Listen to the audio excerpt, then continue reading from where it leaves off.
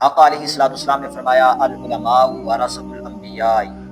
فرمایا جو علماء ہیں یہ انبیاء علیہ الصلوۃ والسلام کے وارث ہیں۔ تو انبیاء علیہ الصلوۃ والسلام کی جس نے توہین کی، نافرمانی کی، بے ادبی کی، گستاخی کی، تو اللہ تعالیٰ نے ان کے اوپر اپنا عذاب نازل کیا، ان کی شکلیں تبدیل کی گئی، بندر بن گئے، ان کے اوپر پتھر برسائے گئے۔ تو جس نے بھی انبیاء علیہ الصلوۃ والسلام کی توہین کی، نافرمانی کی، تو ان کے اوپر اللہ تعالیٰ نے اپنا عذاب نازل کیا۔ تو جب کوئی بندہ انبیاء علیہ الصلوۃ والسلام کے وارثوں کے اوپر، علماء کے اوپر بہتان باندھے گا، ان کے اوپر ظلم و ستم کرے گا، ان کو تکلیف پہنچائے گا، تو اللہ تعالیٰ ان کے اوپر بھی اپنا عذاب ضرور بضرور نازل کرے گا۔ اس کے اوپر ہم بات کرتے ہیں، میں بیرونی ملک کی تو خیر بات نہیں کروں گا، اپنے ملک پاکستان کی بات کروں گا کہ جس کی بنیاد لا الہ الا اللہ ہے، اسلامی جمہوریہ پاکستان ہے۔ یہاں پہ جو علماء کے ساتھ سلوک کیا جا رہا ہے، جو ان کے اوپر ظلم و ستم کیا جا رہا ہے، تشدد کیا جا رہا ہے، وہ سب کے سامنے ہے کہ علماء درد دل کے لیے میدان عمل میں آتے ہیں، کیونکہ انسان کو بنانے کا جو مقصد ہے وہ یہی ہے کہ درد دل کے واسطے پیدا کیا انسان کو، ورنہ اطاعت کے لیے کچھ کم نہ تھے کرو دیا۔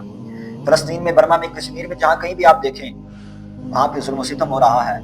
تو علماء ان کے حق کے لیے میدان عمل میں آتے ہیں، درد دل کے لیے میدان عمل میں آتے ہیں۔ ان کی لب پہ صرف یہی صدا ہوتی ہے کہ بیت المقدس کی حفاظت کی جائے، جو ہمارے مسلمان بھائی ہیں جن کے اوپر ظلم و ستم کیا جا رہا ہے، وہ ظلم و ستم بند کیا جائے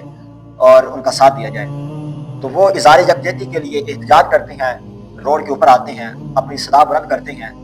تو ان کی آواز کو دبایا جاتا ہے۔ چاہیے تو یہ تھا کہ ان کا ساتھ دیا جاتا، ان کو منزل مقصود تک پہنچایا جاتا، لیکن کفار کے کہنے پر، یہودیوں کے کہنے پر ان کے اوپر اسٹیٹ فائرنگ کی جاتی ہے، ظلم و ستم ان کے اوپر کیا جاتا ہے۔ نماز پڑھ کے واپس لوٹتے ہیں تو ان کے اوپر گولیاں چلائی جاتی ہیں، بے حد ان کے اوپر تشدد کیا گیا، ظلم کے پہاڑ ان کے اوپر گرائے گئے۔ پھر جب ان کے اوپر اسٹیٹ فائرنگ کی جاتی ہے، اس کے بعد ان کی لاشوں کے اوپر گاڑی چلائی جاتی ہیں، ان کے اوپر اسٹیٹ فائرنگ کی جاتی ہے، ان کی لاشوں کے اوپر گاڑی چلائی جاتی ہے، ان کی لاشوں کو جلایا جاتا ہے، جو لاشیں بچ جاتی ہیں ان کے ورثاء کو نہیں دی جاتی، کہیں جا کے دفن کر دیتے ہیں۔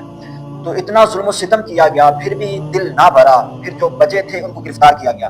جب گرفتار کیا گیا ان کے اوپر وہاں پہ بھی ظلم و ستم کیا گیا، پھر ان کے جو والدین ہیں، گھر والے ہیں، ان کو پکڑا جاتا ہے، ان کے گھر کو مسمار کیا جاتا ہے، طرح طرح کے جو ظلم ہے ان کے اوپر پہاڑ گرائے گئے، لیکن پھر بھی انہوں نے پیچھے مڑ کر دیکھنا بھی توہین جستجو سمجھا۔ جن کے دل میں عشق مصطفیٰ ہو، جن کے قلب میں حضور علیہ السلام کی محبت ہو، تو پھر وہ پیچھے مڑ کر دیکھنا بھی توہین جستجو سمجھتے ہیں۔ وہ تو یہی کہتے رہے کہ ستمگاری درا ہنر آزمائے، تم تیر آزما ہم جگر آزمائے۔ اتنا ظلم ان کے اوپر کیا گیا، پھر دل نہ بھرا، پھر مساجد کو تالے لگائے گئے، سیل کی گئی، وہاں پہ اذانیں بھی نہیں ہو رہی، نمازیں بھی نہیں پڑھی جا رہی، پھر بھی دل نہ بھرا۔ پھر بات یہاں پہ اختتام پذیر ہوئی کہ انہیں اشتیاری قرار دے دیا گیا۔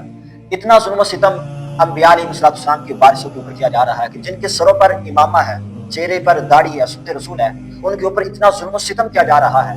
تو جو ان کے اوپر ظلم و ستم کیا جا رہا ہے، جو کر رہے ہیں، جو اس میں ملوث ہیں، وہ ضرور بضرور اللہ تعالیٰ کے عذاب کا انتظار کریں، کیونکہ میرے رب کا پاک فرمان ہے، فرماتا ہے ان بطش ربک لشدید، کہ اللہ تعالیٰ کی جو پکڑ ہے بہت ہی سخت ہے۔ وہ پکڑتا ہے، پھر وہ یہ نہیں دیکھتا کہ کون کتنے بڑے تخت پہ فیاض ہے۔ وہ بندہ پھر سوچتا ہے کہ میں اتنے بڑے تخت پہ فیاض ہوں، اتنی بڑی میرے پاس سیٹ ہے، مجھے کوئی گرا نہیں سکتا، لیکن میرا مالک فرماتا ہے ان بطش ربک لشدید، وہ انسان کو وہاں سے گراتا ہے جہاں پہ اس کی سوچ بھی نہیں ہوتی۔ تو جنہوں نے علماء انبیاء علیہ السلام کے وارثوں کے اوپر ظلم و ستم کیا ہے، وہ اللہ تعالیٰ کے عذاب کا ضرور انتظار کریں۔ ہم تو صرف بس یہی کہیں گے یہ تو ہوگا حشر کو معلوم کہ جیتا کون اور ہارا کون، اور ہم سے حشر چلیں گے شاہ ابرار کے ساتھ، قافلہ ہوگا رواں قافلہ سالار کے ساتھ۔ یہ تو طیبہ کی محبت کا اثر ہے، ورنہ کون ہوتا ہے لپٹ کر کرو دیوار کے ساتھ۔ اے مظہر ہم بھی سنیں گے کوئی نعت رنگی، در ملاقات ہوگی شاعر دربار کے ساتھ۔